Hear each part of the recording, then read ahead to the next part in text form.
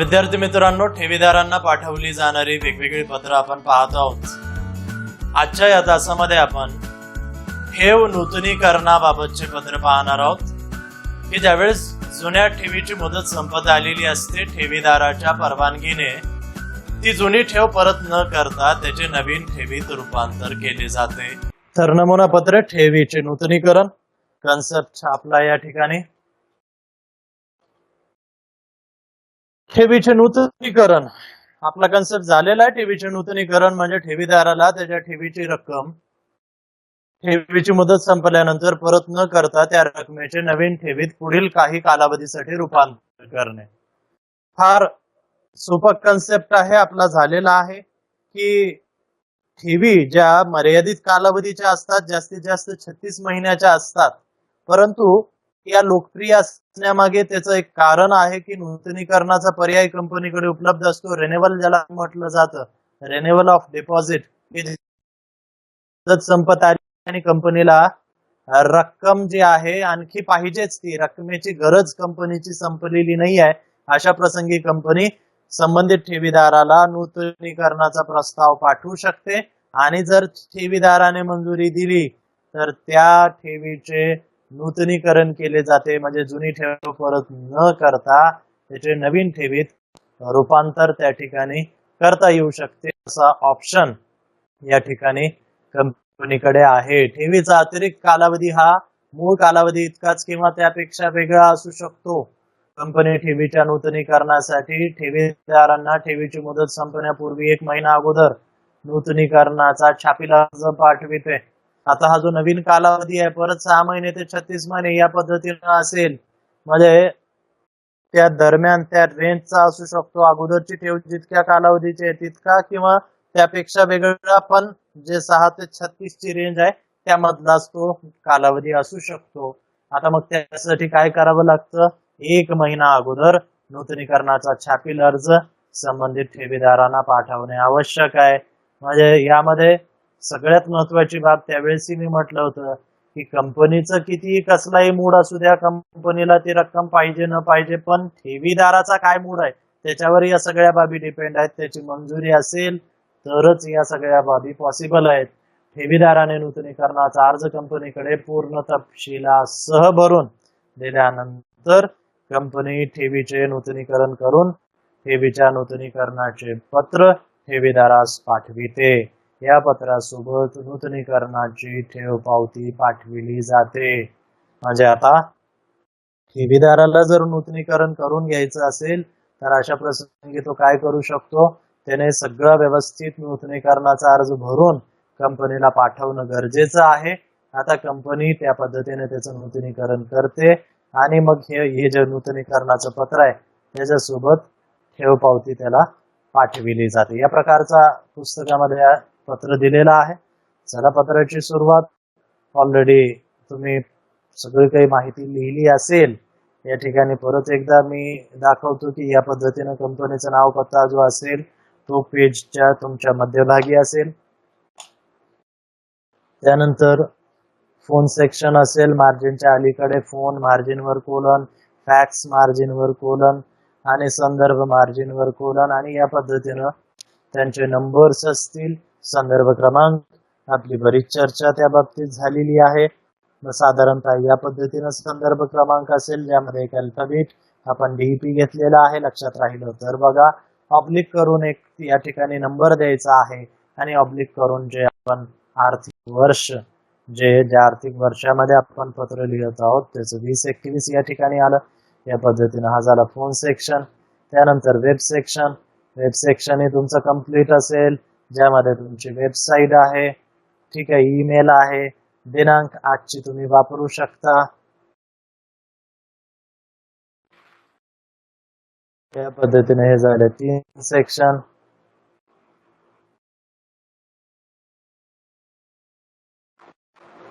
Already तुम्ही या सगळ्या बाबी लिहिलेल्या आहेत असं मी परत ग्राह्य धरत आहे बरं का। तर इथं संदर्भानंतर एक ओळ सोडून जे आहे मार्जिनला टच करून आता समोरच्या व्यक्तीचा नाव, पत्ता जो आहे तो आपल्याला 4 ओळीमध्ये घ्यायचा आहे।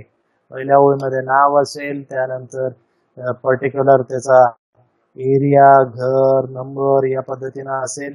या पद्धतीनं इथे बघा 4 ओळीमध्ये मार्जिनला टच करून या ठिकाणी संबंधित व्यक्तीचं नाव आणि पत्ता आला. जिथं समोरच्या व्यक्तीचं नाव आणि पत्ता आलं असेल त्या खाली परत एक ओळ सोडायची आहे. मार्जिन पासून थोडीशी जागा सोडून लिहा विषय कोलंद्या. आता हा तुम्ही ब्लँक ठेवला असेल तिथे लिहा मुदत ठेवीच्या नूतनीकरणाबाबत. मुदत ठेवीच्या नूतनीकरणाबाबत एक ओळ सोडा. मार्जिनला टच करून लिहा महोदय कॉमा द्या. पॅराग्राफ चेंज करा. चला सुरुवात करा. आता पहिली ओळ आहे आपल्या ठेवीच्या नूतनीकरणाबाबतचा अर्ज. आपल्या ठेवीच्या नूतनीकरणाबाबतचा अर्ज आणि रुपये 1,00,000 आपल्या ठेवीच्या नूतनीकरणाबाबतचा अर्ज आणि रुपये 1,00,000 रक्कम असलेली मूळ ठेव पावती. 1,00,000 रक्कम असलेली मूळ ठेव पावती क्रमांक 3461 किंवा यापेक्षा वेगळा घेऊ शकता. कोणताही आकडा या ठिकाणी वापरता येईल. मूळ ठेव पावती क्रमांक 3461 2 वर्ष मुदतसाठी किंवा 2 वर्षाच्या मुदतीसाठी या पद्धतीने लिहिता येईल. 2 वर्ष मुदतसाठी नूतनीकरणासाठी या अर्जासोबत मिळाली. या अर्जासोबत मिळाली. फुल स्टॉप. सदर नूतनीकरण अर्ज. सदर नूतनीकरण अर्ज संचालक मंडळाच्या संमतीसाठी. सदर नूतनीकरण अर्ज संचालक मंडळाच्या संमतीसाठी सादर करण्यात आला. संचालक मंडळाच्या संमतीसाठी सादर करण्यात आला. आता या ठिकाणी पहिला पॅराग्राफ छोटासा पॅराग्राफ दिलेला आहे आपल्याला. बघा यामध्ये असणारी माहिती कशा पद्धतीने आली आणि काय तिथे बदल आपल्याला करता येईल. की आपल्या ठेवीच्या नूतनीकरणाबाबतचा अर्ज आणि 1,00,000 रुपये रक्कम म्हणजे रुपये 1,00,000 रक्कम असलेली मूळ ठेव पावती. आता या ठिकाणी कॅल्क्युलेशन काहीच नाहीये. आपणाला काही रक्कम काढायची नाहीये. जसं आपण नॉर्मली लाभांश व्याज हे काढत बसतो प्रमाण काढतो काही इथं त्या प्रकारचा कन्सेप्ट नाहीये. त्यामुळे इथं तुम्ही 20,000 10,000 20,000 50,000 लाख रुपये 1,50,000 रुपये 2,00,000 रुपये या पद्धतीनं यापैकी एखादा आकडा तुम्हाला कोणताही वापरता येईल. की या व्यक्तीची किती रुपयाची ठेव कंपनीमध्ये होती तर 1,00,000 रुपयाची ठेव आणि त्याची जी ठेव पावती आहे त्याचा क्रमांक दाखवलेला आहे. की ज्यावेळेस याला नूतनीकरणाचा पर्याय पाठवला जातो त्यावेळेस त्याला नूतनीकरणाचा अर्ज पाठवलेला असतो. ते त्याने व्यवस्थितरित्या भरून आपली मूळ ठेव पावती त्याला जोडून कंपनीला पाठवायची असते. आता ती कंपनीला मिळालेली आहे असं या ठिकाणी चिटणीस सांगत आहे. की तुमचं जे 1,00,000 रुपयाची ठेव आहे त्याची मूळ ठेव पावती क्रमांक. आता इथं क्रमांक कोणताही तुम्हाला वापरता येईल. कोणतेही 2 3 4 आकडे तुम्हाला देता येईल अंक देता येतील काही अडचण नाही या ठिकाणी. तर कॉमन टाईपचा एखादा अंक या ठिकाणी द्यायचा की मूळ ठेव पावती क्रमांक सो अँड सो काही असेल 2 वर्ष मुदतीसाठी नूतनीकरणासाठी या अर्जासोबत मिळाली. आता 2 वर्षाचं नूतनीकरण करण्याचं ठरलेलं आहे. परत सांगत आहे की नूतनीकरण सुद्धा 6 महिने ते 36 महिन्यासाठी अवेलेबल असेल. ज्या पद्धतीने ठेव स्वीकारत असताना कायदा काय म्हणतो कमीत कमी 6 महिने जास्तीत जास्त 36 महिन्यासाठी ठेव स्वीकारता येते. अगदी त्या पद्धतीने नूतनीकरणासाठी सुद्धा परत तीच रेंज. मग इथं तुम्हाला कालावधी दाखवता येईल. इथं 2 वर्ष दाखवलेला आहे. आणि माझं नेहमी म्हणणं असतं की शक्यतो पत्रामध्ये महिन्यात कालावधी न घेता शक्यतो वर्षात घ्या. मग वर्षात घेत असताना 1 वर्ष, 2 वर्ष, 3 वर्ष, या पद्धतीने तुमच्याकडे 3 ऑप्शन आहेत.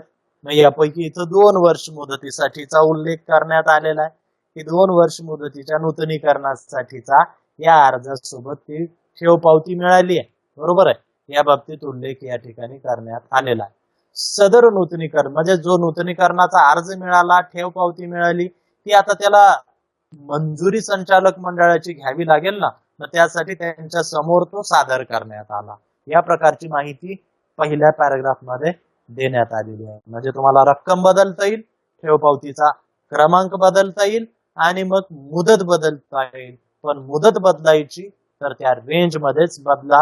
बघा बऱ्याचदा अनावधानाने विद्यार्थी जे आहेत, कर्ज रोख्याचा वगैरे कालावधी 4, 5, 6 वर्षाचा काही पत्रामध्ये उल्लेख आलेला असतो, तो त्यांच्या लक्षात असतो आणि ते अनावधानाने 4-5 वर्षाचा उल्लेख करतात, जे की चुकीचं आहे. मग लागलीच त्या ठिकाणी बॅड इम्प्रेशन समोरच्याला कळतं की बाबा याला साधं जो ठेवीचा कालावधी आहे तो माहिती नाहीये.